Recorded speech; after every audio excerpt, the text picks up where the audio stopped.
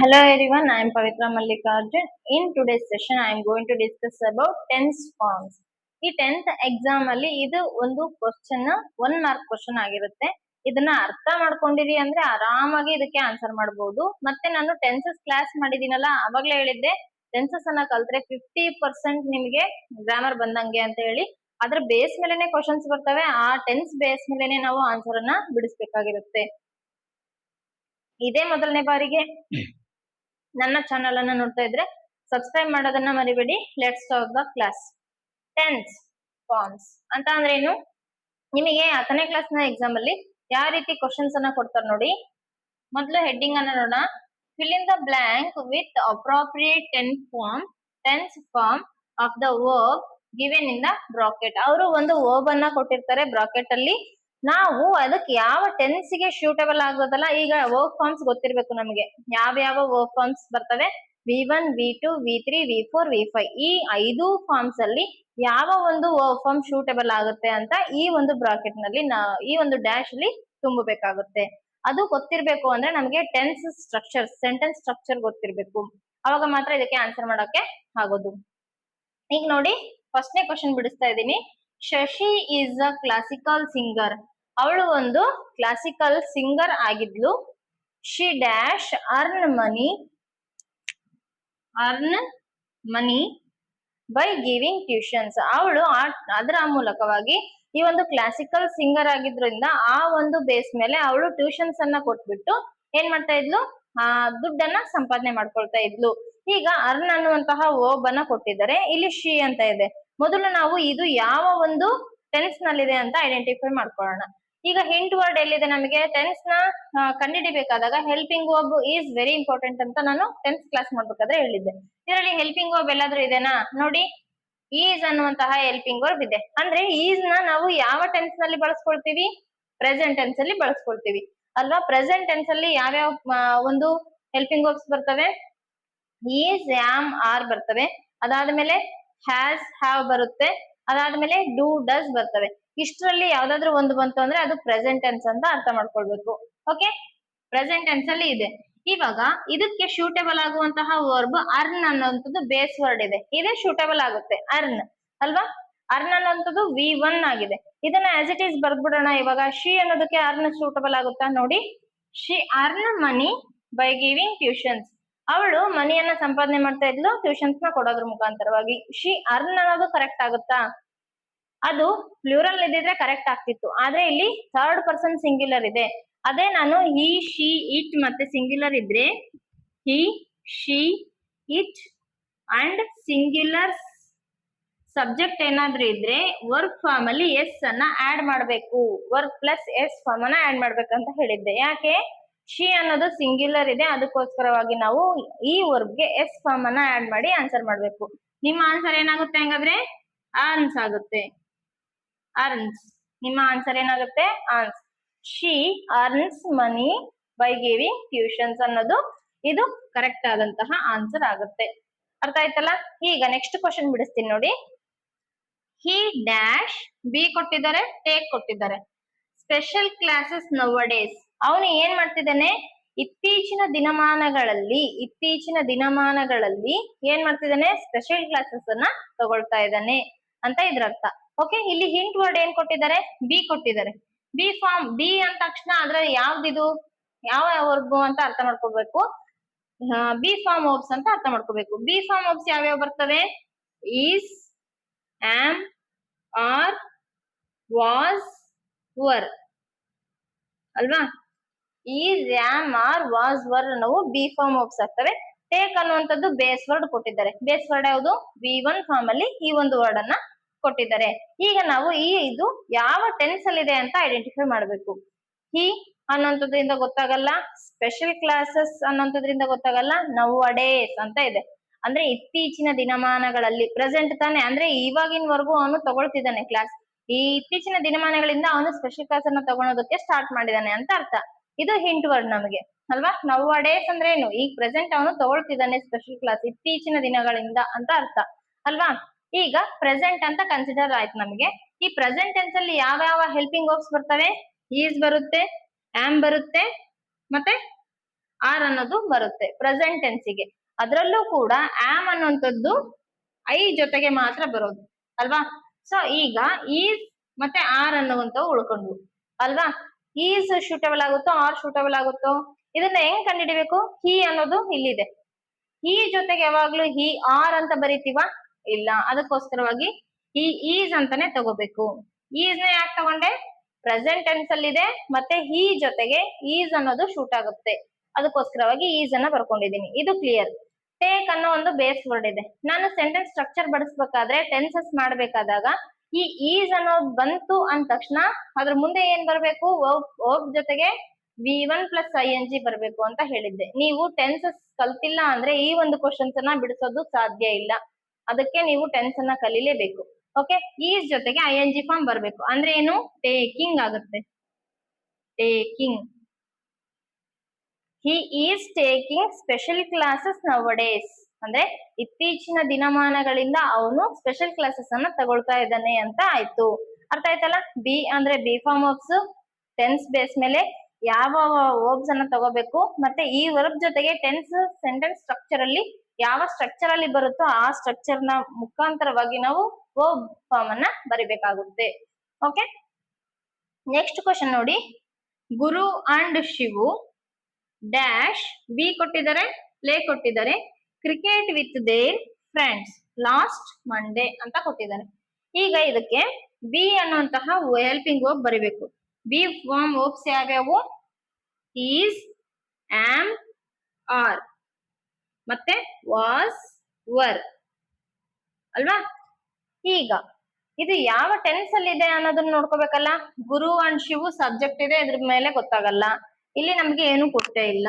Cricket with their friends, ಇಲ್ಲೂ ನಮ್ಗೆ ಏನು ಗೊತ್ತಾಗಲ್ಲ. ಲಾಸ್ಟ್ ಮಂಡೇ ಹಿಂಟ್ ವರ್ಡ್ ಇದೆ ನೋಡಿ. ನಾನು ಟೆನ್ಸಸ್ ಮಾಡ್ಬೇಕಾದ್ರೆ ಪ್ರತಿಯೊಂದು ಟೆನ್ಸಸ್ಗೂ ಕೂಡ ಹಿಂಟ್ ವರ್ಡ್ಸ್ ಅನ್ನ ಬರ್ಸಿದೀನಿ ಅಲ್ವಾ. ಲಾಸ್ಟ್ ಮಂಡೇ ಅಂದ್ರೆ ಏನು? ಪಾಸ್ಟ್ ಟೆನ್ಸ್ ಅಂತ ಅರ್ಥ ಆಯ್ತು. ಪಾಸ್ಟ್ ಟೆನ್ಸ್ ಅಂದಾಗ ಈ ಬಿ ಫಾರ್ಮ್ ವರ್ಬ್ಸ್ ಅಲ್ಲಿ ಯಾವ್ಯಾವ ಹೆಲ್ಪಿಂಗ್ ವರ್ಬ್ಸ್ ಬರ್ತವೆ? ವಾಸ್ ಮತ್ತೆ ವರ್ಬ್ ಅನ್ನುವಂತಹ ಹೆಲ್ಪಿಂಗ್ ವರ್ಬ್ಸ್ ಬರ್ತಾವ ಅಲ್ವಾ. ಈ ಈಸ್, ಆಮ್, ಆರ್ ಅನ್ನುವಂಥವು ಪ್ರೆಸೆಂಟ್ ಟೆನ್ಸ್ ಅಲ್ಲಿ ಬಳಸುವಂತಹ ಹೆಲ್ಪಿಂಗ್ ವರ್ಬ್ಸ್. ವಾಸ್, ವರ್ ಅನ್ನುವಂಥವು ಪಾಸ್ಟ್ ಟೆನ್ಸ್ ಅಲ್ಲಿ ಬಳಸುವಂತಹ ಹೆಲ್ಪಿಂಗ್ ವರ್ಬ್ಸ್ ಆಗ್ತವೆ. ಈಗ ವಾಸ್ ಶೂಟಬಲ್ ಆಗುತ್ತಾ ವರ್ ಶೂಟಬಲ್ ಆಗುತ್ತೋ ಅಂತ ಹೆಂಗ್ ಕಂಡುಹಿಡಿಬೇಕು ನಾವು? ಗುರು ಅಂಡ್ ಶಿವು ಇಬ್ರಿದಾರೆ, ಅದೇ ಸಿಂಗ್ಯುಲರ್ ಇದ್ದಿದ್ರೆ ವಾಸ್ ಬರ್ತಾ ಇತ್ತು. ಇಬ್ರಿರೋದ್ರಿಂದ ವರ್ ಅನ್ನುವಂಥದ್ದು ಶೂಟಬಲ್ ಆಗುತ್ತೆ. ವರ್. ಈಗ ಮೇನ್ ವರ್ಬ್ ಪ್ಲೇ ಅಂತ ಕೊಟ್ಟಿದ್ದಾರೆ. ವರ್ ಜೊತೆಗೆ ಸೆಂಟೆನ್ಸ್ ಸ್ಟ್ರಕ್ಚರ್ ಅಲ್ಲಿ ಯಾವ ರೀತಿಯಾಗಿ ಬರ್ತಾ ಇತ್ತು? ವಾಸ್ ಬರ್ತಿತ್ತು, ಪಾಸ್ಟ್ ಕಂಟಿನ್ಯೂಸ್ ನೋಡಿ, ಸಬ್ಜೆಕ್ಟ್ ಇರ್ತಿತ್ತು, ವಾಸ್ ವರ್ ಇರ್ತಿತ್ತು, V4 ಇರ್ತಿತ್ತು, ಆಬ್ಜೆಕ್ಟ್ ಇರ್ತಿತ್ತು. ಅದೇ ರೀತಿಯಲ್ಲಿ ವರ್ ಜೊತೆಗೆ ಯಾವಾಗ್ಲೂ ING ಫಾರ್ಮ್ ಬರ್ಲೇಬೇಕು. ಪ್ಲೇಗೆ ING ಸೇರಿಸಿದ್ರೆ ಪ್ಲೇಯಿಂಗ್, ಪ್ಲೇಯಿಂಗ್ ಆಗುತ್ತೆ. ವರ್ ಪ್ಲೇಯಿಂಗ್ ಅಂತ ಆಯ್ತು ನಮ್ಮ ಆನ್ಸರ್. ಅರ್ಥ ಆಯ್ತಲ್ಲ. Guru and Shivu were playing cricket with their friends last Monday. ಅರ್ಥ ಆಯ್ತಲ್ಲ. ಇವರಿಬ್ರು ಕೂಡ ಕ್ರಿಕೆಟ್ ಆಟ ಆಡ್ತಾ ಇದ್ರು ಅವ್ರ ಫ್ರೆಂಡ್ಸ್ ಜೊತೆಗೆ. ಯಾವಾಗ? ಲಾಸ್ಟ್ ಮಂಡೇ ಅಂತ ಹೇಳಿ ಅರ್ಥ ಆಯ್ತು. ಈಗ ಈ ರೀತಿಯಾಗಿ ನಾವು ಎಕ್ಸಾಂಪಲ್ಸ್ ಅನ್ನ ನೋಡಿದ್ವಿ. ಇನ್ನೊಂದೆರಡು ಎಕ್ಸಾಂಪಲ್ಸ್ ನ ಮುಖಾಂತರವಾಗಿ ಈ ಟಾಪಿಕ್ ಅನ್ನ ನಾವು ಕ್ಲಿಯರ್ ಮಾಡ್ಕೊಳ್ಳೋಣ. ಓಕೆ, ಈಗ ಇನ್ನೊಂದಷ್ಟು ಎಕ್ಸಾಂಪಲ್ಸ್ ಅನ್ನ ತಗೊಂಡಿದೀನಿ ನೋಡಿ, ಇವುಗಳನ್ನ ಬಿಡಿಸೋಣ. ಇವಾಗ 4ನೇ ಕ್ವಶನ್ ಏನಿದೆ? ಎನ್ಸೈಕ್ಲೋಪೀಡಿಯಾ ಡ್ಯಾಶ್ ನಮ್ಗೆ ಗಿವ್ ಅನ್ನುವಂತಹ ಬೇಸ್ ವರ್ಡ್ ಅನ್ನ ಕೊಟ್ಟಿದ್ದಾರೆ. Us basic information on every subject. ಏನಿದೆ question? Encyclopedia give us basic information on every subject ಅಂತ ಇದೆ. ಅಂದ್ರೇನು? ಎನ್ಸೈಕ್ಲೋಪೀಡಿಯಾ ಅನ್ನೋದೇನು? ಗೂಗಲ್ ಅಂತ ಅನ್ಕೊಳ್ರಿ. ಅದು ನಮಗೆ ಎಲ್ಲಾ ಸಬ್ಜೆಕ್ಟ್ ಮೇಲೆ ಕೂಡ ಬೇಸಿಕ್ ಇನ್ಫಾರ್ಮೇಶನ್ ಕೊಡ್ತದ ಅಂತ ಹೇಳ್ಬಿಟ್ಟು. ಅದು ಇವಾಗ್ಲೂ ಕೊಡುತ್ತೆ, ನಿನ್ನೆನೂ ಕೊಡ್ತಿತ್ತು, ಮೊನ್ನೆನೂ ಕೊಡ್ತಿತ್ತು, ನಾಳೆನೂ ಕೊಡುತ್ತೆ, ನಾಡ್ದನು ಕೊಡುತ್ತೆ. ಅಂದ್ರೆ ಯಾವಾಗ್ಲೂ ಟ್ರುತ್ಸ್ ಇರುವಂತವನ್ನ ಯಾವ ಟೆನ್ಸ್ ಅಲ್ಲಿ ಬಳಸ್ಕೊಳ್ತೀವಿ ಅಂತ ಹೇಳಿದ್ದೆ ನಾನು? ಪ್ರೆಸೆಂಟ್ ಟೆನ್ಸ್ ಅಲ್ಲಿ ಬಳಸ್ಕೊಳ್ತೀವಿ ಅಂತ ಹೇಳಿದ್ದೆ. ಅಂದ್ರೆ ಏನು? ಡೈಲಿ ರೊಟೀನ್ ಇರ್ಬೋದು, ಆಮೇಲೆ ಯೂನಿವರ್ಸಲ್ ಟ್ರೂತ್ಸ್ ಇರ್ಬೋದು, ಇವುಗಳನ್ನ ನಾವು ಪ್ರೆಸೆಂಟ್ ಟೆನ್ಸ್ ಅಲ್ಲಿನೇ ಗುರುತಿಸ್ಬೇಕು ಅಂತ ಹೇಳಿದ್ದೆ. ಪ್ರೆಸೆಂಟ್ ಟೆನ್ಸ್ ಅಲ್ಲಿ ಇದೆ ಈ ಸೆಂಟೆನ್ಸ್. ಇವಾಗ ಅದು ಅರ್ಥ ಆಯ್ತು ನಮಗೆ. ಗಿವ್ ಅನ್ನುವಂತಹ ವರ್ಡ್ ಅನ್ನ ಕೊಟ್ಟಿದ್ದಾರೆ. ಇದು ಗಿವ್ ಅಂತ ಆಸ್ ಇಟ್ ಈಸ್ ಬರ್ದ್ಬಿಡೋದ? ಇದು V1 ಫಾರ್ಮ್ ಅಲ್ಲಿ ಇದೆ, ಅದಕ್ಕೋಸ್ಕರ ಗಿವ್ ಅಂತ ಬರ್ದ್ಬಿಡೋಣ ಇಲ್ಲಿ. ಈಗ ಕರೆಕ್ಟ್ ಆಗತ್ತಾ ನೋಡಿ? Encyclopaedia give us basic information on every subject. ಇದು ಕರೆಕ್ಟ್ ಆಗತ್ತಾ? ಈಗ ಇದು ಕರೆಕ್ಟ್ ಆಯ್ತಾ ಇಲ್ಲ ಅಂತ ನಾವ್ ಹೆಂಗ್ ಅರ್ಥ ಮಾಡ್ಕೋಬೇಕು? Depend upon subject. ಸಬ್ಜೆಕ್ಟ್ ನ ಬೇಸ್ ಮೇಲೆ ಈ ಒಂದು ವರ್ಡ್ ಕರೆಕ್ಟ್ ಇದೆನಾ ಇಲ್ಲ ಅಂತ ಅರ್ಥ ಮಾಡ್ಕೊಳ್ಬೇಕು. ಈಗ ಎನ್ಸೈಕ್ಲೋಪೀಡಿಯಾ ಅನ್ನೋದು ಸಿಂಗ್ಯುಲರ್ ಪ್ಲೂರಲ್ ಅದು ನಿಮಗೆ ಗೊತ್ತಿರ್ಬೇಕು.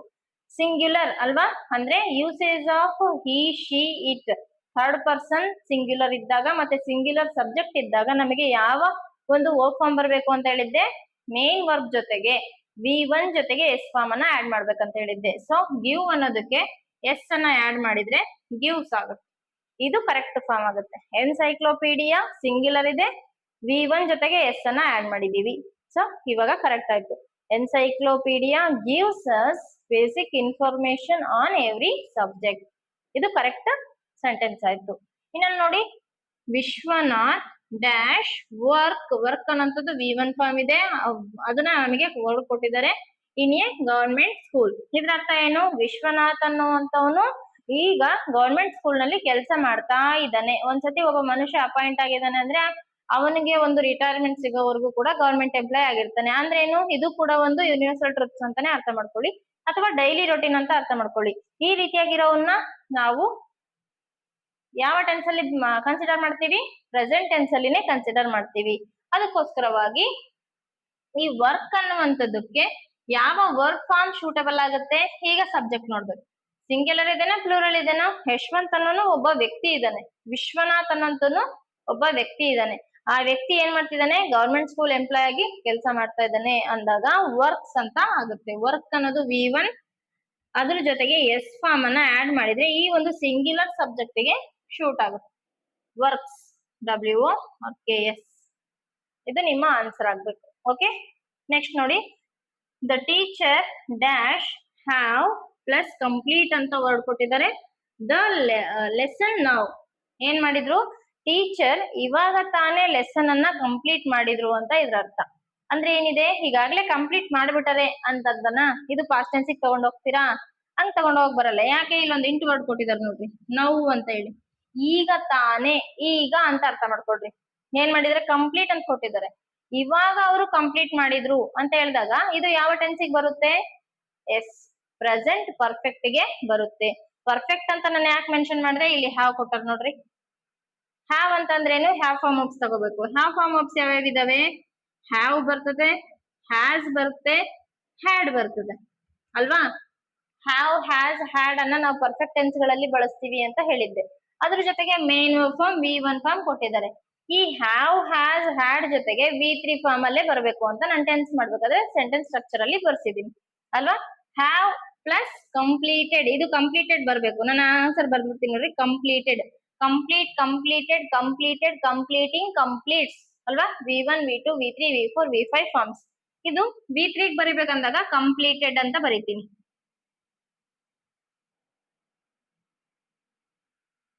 ಈಗ have form have as it is ಬರೆಯೋದಾ, ದ ಟೀಚರ್ ಹ್ಯಾವ್ ಕಂಪ್ಲೀಟೆಡ್ ಅಂತ ಆಗುತ್ತಾ, ಯಾಕಂದ್ರೆ ಇಲ್ಲಿ ಸಿಂಗ್ಯುಲರ್ ಇದೆ. Singular usage of has, have, had ಕಲಿಬೇಕು ನೀವು, ಅವಾಗ ಮಾತ್ರ ಈ ಸಬ್ಜೆಕ್ಟ್ ಗೆ ಸೂಟಬಲ್ ಆಗುವಂತಹ ಹೆಲ್ಪಿಂಗ್ ವರ್ಬ್ ಹಾಕಕ್ಕೆ ಸಾಧ್ಯ ಆಗುತ್ತೆ. ಟೀಚರ್ ಅನ್ನೋದು ಸಿಂಗ್ಯುಲರ್ ಇದೆ, ಅದಕ್ಕೋಸ್ಕರವಾಗಿ ನಮ್ಮ ಹೆಲ್ಪಿಂಗ್ ವರ್ಬ್ ಏನಾಗಿರ್ಬೇಕು, singular plus are he she it plus ಏನಾಗ್ಬೇಕು, ಹ್ಯಾಸ್ ಆಗ್ಬೇಕು ಅಲ್ವಾ. The teacher has completed the lesson now, ಈಗ ತಾನೇ ನಮ್ಮ ಟೀಚರ್ ನಮ್ಮ ಲೆಸನ್ ಅನ್ನ ಕಂಪ್ಲೀಟ್ ಮಾಡಿದ್ರು, ಈಗಾಗಲೇ ಮಾಡಿದ್ರು, ಜಸ್ಟ್ ಈಗ ಕಂಪ್ಲೀಟ್ ಮಾಡಿದ್ರು ಅಂತ ಹೇಳಿ ಪ್ರೆಸೆಂಟ್ ಪರ್ಫೆಕ್ಟ್ ಟೆನ್ಸ್ ಅಲ್ಲಿ ಹೇಳ್ತೀವಿ.